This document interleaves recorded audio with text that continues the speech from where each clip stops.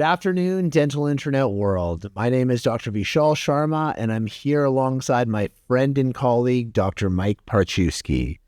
Mike, it is the era of case acceptance, and we are going to swiftly jump into our guest who you'll be introducing shortly.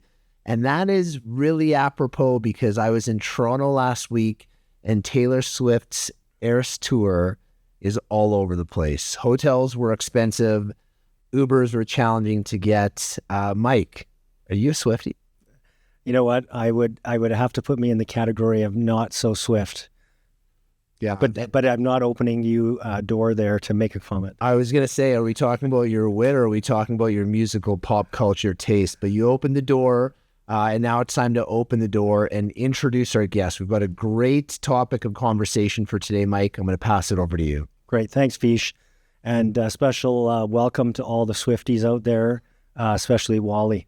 So today we have a great conversation, a great topic that is, I think, at the forefront of communication within the dental clinics, and that is on case acceptance and case presentation.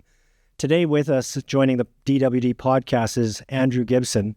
Andrew works with Dentsply Sirona on the implant side and manages the territory of Manitoba and Saskatchewan.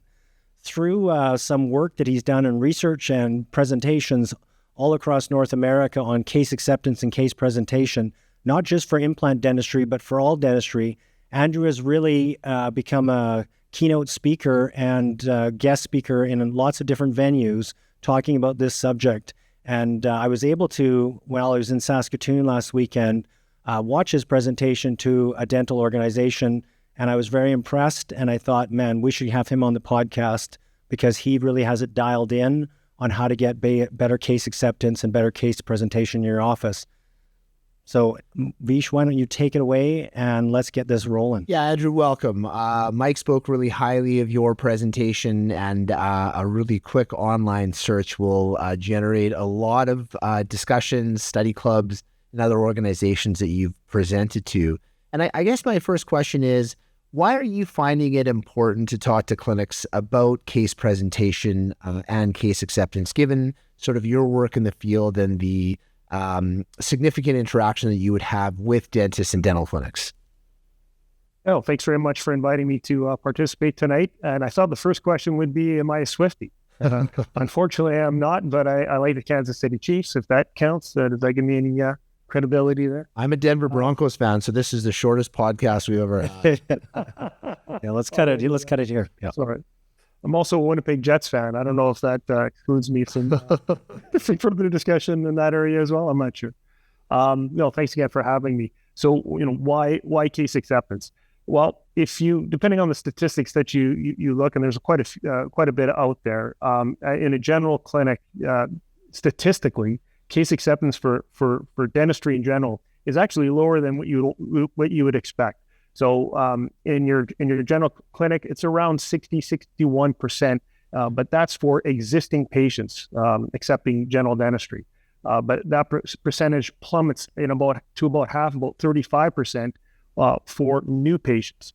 So why is case acceptance low in general, but why is it much lower for new patients? And I think this is an area that sort of clinics struggle trying to understand and rectify. Obviously, we want to increase case acceptance. More patients saying yes to treatment helps general revenue for the clinic. But more importantly, there's a lot of patients out there not receiving treatment. They're not being informed on why they should value their oral health, and they're not receiving the best treatment possible. In most cases, not receiving any treatment at all, if that makes any sense.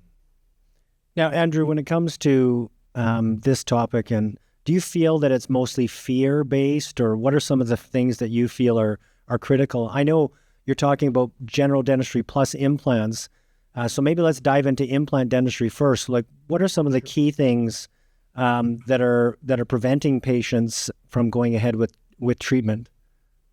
Well, if you talk to, as I do in my presentations, I get a lot of feedback from the dental clinics and the team members within that clinic. And I ask this question: why do you think your patients are saying no to dental treatment or dental implant treatment, if you include that? And inevitably, the number one reason everyone thinks is cost. But there's more to it than that. For example, the top 5 reasons why, the true reasons why patients say no are fear of surgery, fear of pain, fear of the unknown, not understanding the value of the treatment being proposed, not understanding what that treatment means to those individual needs that the patients have. So we call it the fear of the unknown, not truly understanding the consequences of no treatment, the benefits of the treatment, and why the treatment is best for them. Time to teeth, so length of treatment, is another large factor for patients saying no. And then finally, trust. Yeah, interesting. And so when you're providing presentations or coaching, give us a broad overview as to what that would look like. Like what topics do you cover, and how do you specifically coach an office, a dentist, an entire team on how to be more effective at having these conversations?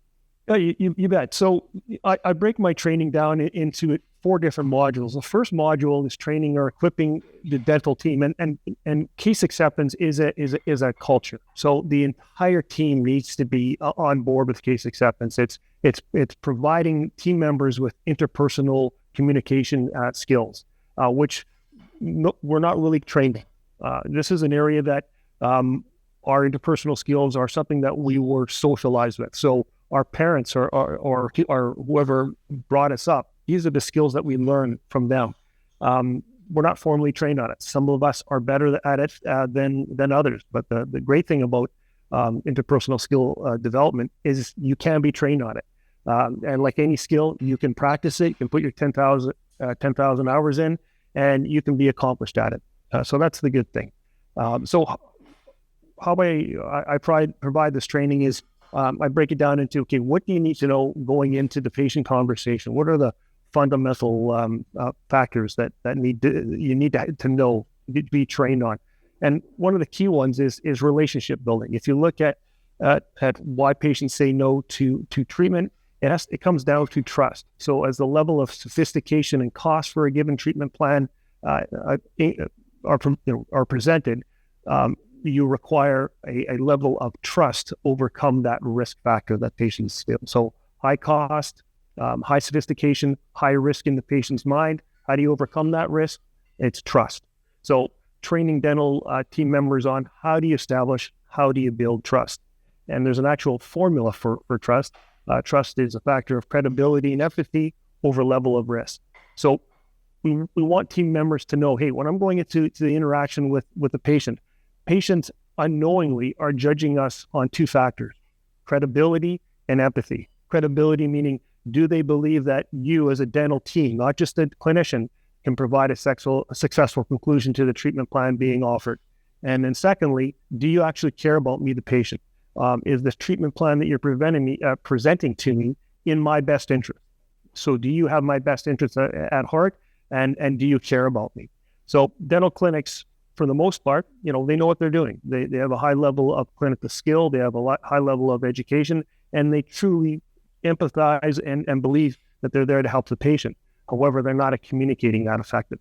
So maybe, sorry, I'll cut in for a sec. So one thing that drew me from what you were saying and in the earlier discussion is that new patient interaction versus the existing patient. And I think one of the things we take for granted is we have a new patient that comes in and we treat them often like a regular patient.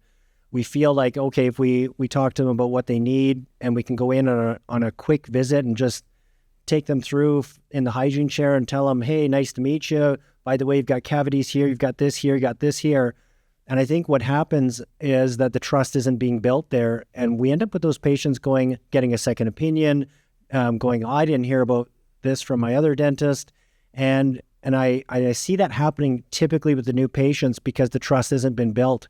What are some of the just basic fundamentals? I know Vish and I both use visual, show the patient using more imaging, but from a trust perspective, that new patient that walks in the door, comes to see your dental team, what are some key takeaways here that how a team can address those new patients in a more successful manner to build that trust? You got it. It's so how adults communicate. There are 3 main variables to focus on when you're communicating trust: tone of voice, body language, and words. And to the untrained individual, when you think about, okay, I'm communicating, what are the most important things that I should be focusing on, whether it's body language, tone, or words, most of us would say, well, it's the words, right? I want to sound credible. So I'm really deliberately focusing on what's actually coming out of my mouth. And that is absolutely the opposite thing that we should be doing. So if we want to build trust, the first thing that we should be cognizant of is our body language. Our body language is 60% of that interaction with the patient. Number 2 is our tone of voice. That's 30% of the interaction, and only 10% are words. And it's if we haven't been trained on this, we almost think it's very opposite of what it really is. So when you're going into the conversation, focus less on actually what you're saying and focus more on how you're saying it. How you're positioning your body to the patient is absolutely essential. And walk us through that really quickly, like the body language component in that positioning. What are some suggestions that you would have, and why is that so important in developing that level of trust and building those relationships? You bet. So body language is important in two ways. One is, of course, that building that trust, but it's also has to do with patient anxiety. Patients coming to see us in a dental clinic are all suffering from some level of heightened anxiety. Unfortunately, patients would rather not come to the dentist. They don't want to be lying in a prone position with sharp objects in their mouth. They have better things that they would rather be doing. So if we want to make a better patient experience, we want to reduce that anxiety level. If we can reduce that anxiety level, we're going to have happier patients. If we have happier patients, you're going to have a better ability to build trust with them. The other thing that we want to do, why we want to reduce anxiety, is our ability to comprehend, to use our senses to understand perhaps sophisticated things and remember them is greatly reduced the more anxious that we are. So the side benefit of reducing that anxiety is to enable the patient to better understand what's going on. Perhaps you're educating them on a specific treatment, and their ability to retain that information is greatly increased. So how do we do that? So building trust is we really want to be focus our attention to the patient. The number one thing that we in the clinic is the patient. So we really want to be able to face the patient, shoulder to shoulder, eye to eye, and we position the patient in what we call the power position. So that power position is a position that's a bit higher than us. If we do that, it automatically brings down anxiety. Patient doesn't understand this unless they've been trained on it, but they feel that they're in more control of the situation. So sit them up. So whenever we're trying to have a conversation or build rapport or educate the patient, we don't want them lying prone on their back. They're in a very vulnerable position and their anxiety levels are heightened. So we want to sit them up in the chair slightly above us, put them in the power position. Next thing we want to do is ask permission to the patient to ask them questions. We want to preference why we're asking the questions in the patient's best interest. But do you mind if we ask you a few questions? What patient's going to say no? Again, this puts the patient in a power position. We're asking them permission to have the conversation. Now, our position in relation to the patient is really important. So we want to be facing the patient. We want to be eye to eye, shoulder to shoulder, patient slightly higher.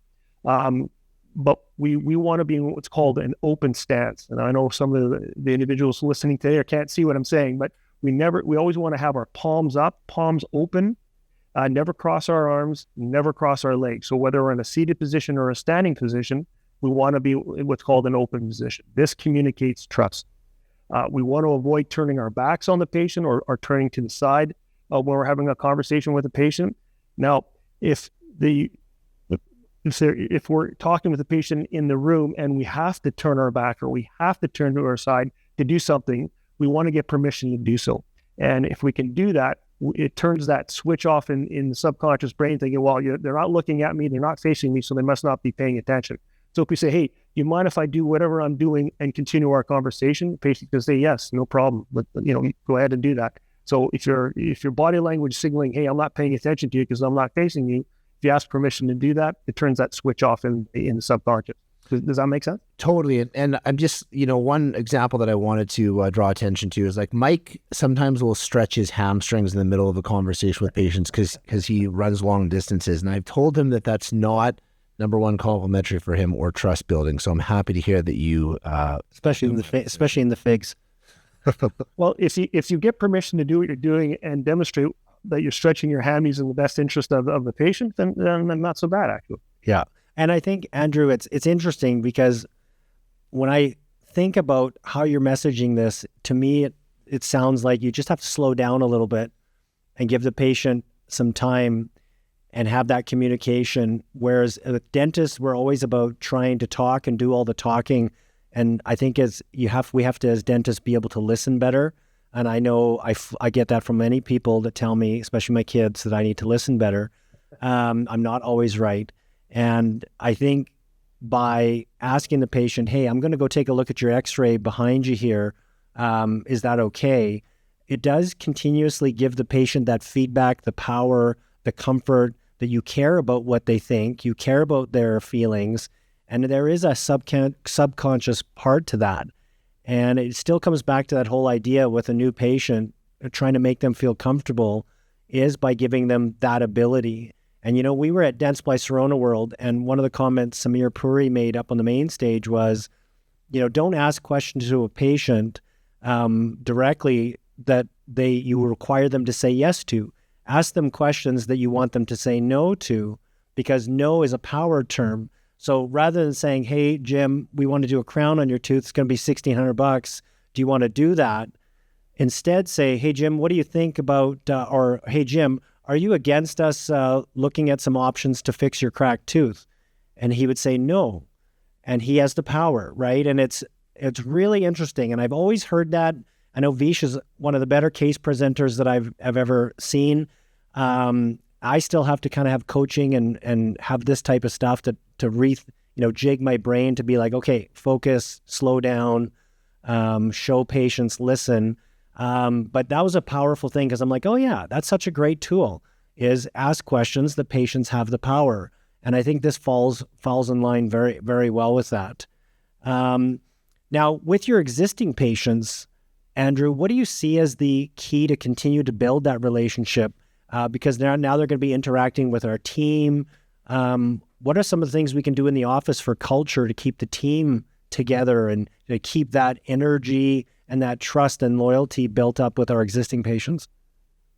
Yeah, I mean, in any endeavor that you're involved with or job that you're in, you have to be passionate. You have to believe in what you're doing. You have to believe that what you're offering your patients is in the best interest of the patients, and you're there to improve the quality of their lives. One thing in dentistry that might be unique to other jobs is we have the ability to greatly affect one's quality of life, especially when you're rehabilitation of an edentulous arch or a failing dentition arch. You're taking a patient from a very poor quality of life and establishing something that's so close to, as close as we can to natural dentition. So be proud of what you do. Not everybody has the opportunity to really have that much impact on somebody's life. So you have to truly believe what you're doing. You have to like what you're doing. You have to value what you're doing.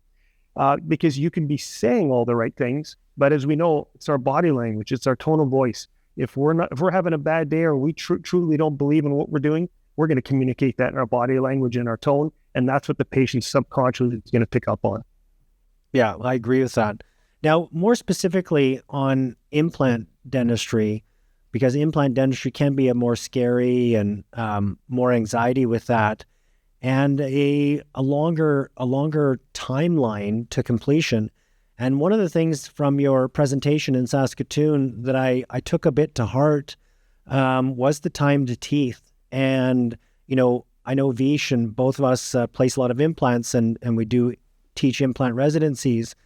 One of those pieces that, for both of us is we do immediates, but immediates tend to be, on that case for the anterior or where we really need to. Otherwise, we typically stick more with the delayed. But when you were showing some of the statistics and that time to teeth being one of the top 3 reasons why implant dentistry is fearful or doesn't go ahead, I found that really interesting. Do you want to touch on that idea of time to teeth?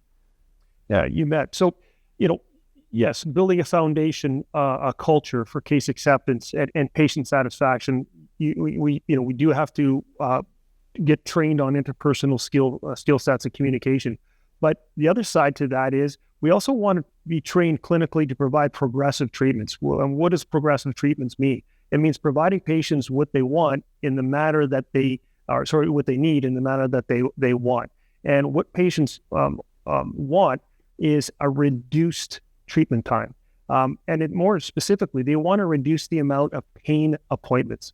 The true number one reason that patients say no to dental treatment, dental implants included, is fear of pain, fear of surgery. So if we can reduce the amount of pain appointments, that's very advantageous to the patient.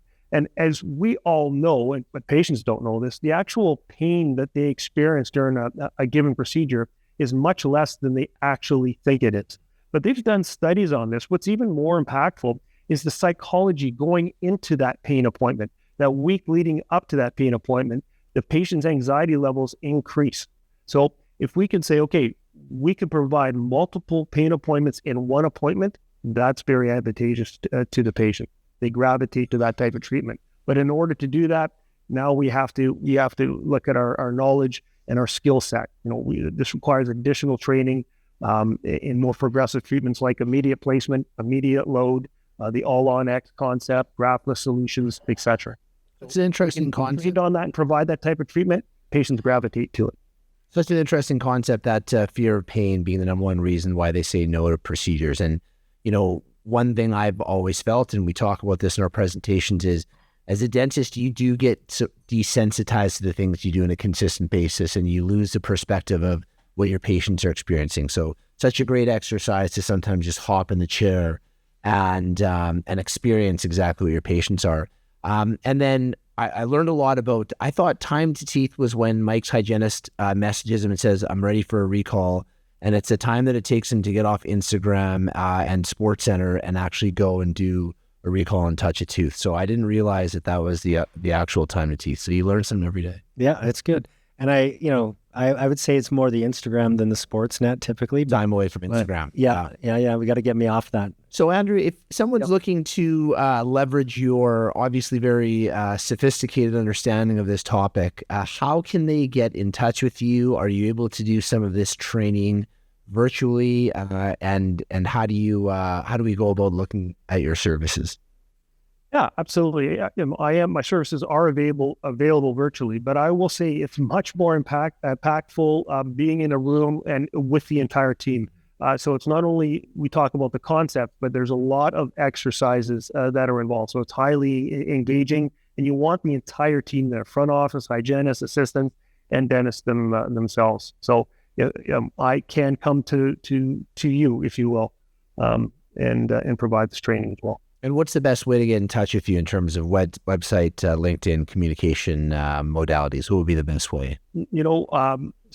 Probably cell or email. I'm an old school guy. Yeah. I wish I was more on the social media side of things, but my email or my cell number is probably the best way to do that. Great. And Mike, we'll get that posted along with the podcast when we get that up and running. I'm going to go work on my hamstrings, my open posture. My lower back is tight, which I think closes me off emotionally, and my hips as well. Listen, Andrew, this was great. I took a lot of notes. Not only was it an engaging topic, but I picked up on some pearls of wisdom that I'm going to implement, hopefully in real time in our office. Mike, any last questions that you have? This was great. It summarized things well. And I think, people that are looking to get a hold of it, reach out to us. We can link you up. Andrew Gibson at Dentsply Sirona. You can search that out as well. Super good. I really think it's your attitude at your office. This type of stuff always makes me think, as the dentist and the leader, it's how you come in, then your team responds, they feed on that, and that energy is there, and then the patients feel it as well. And we do have to spend that quality time with our patients for that time to teeth. Time to teeth and quality time could be the title of Taylor Swift's next album. Andrew, thanks so much. Appreciate your time. Thanks, Andrew. Palms up, palms open. Palms up. Palms up, everybody out there. Jazz hands. So everybody take care. Thanks for tuning in. Like or subscribe. Go to Digital Workflow Dentistry, or sign into our Instagram at Digital Workflow Dentistry for more upcoming dates, webinars, and other podcast information. Take care, everybody. Thanks, everyone. Thanks, everyone.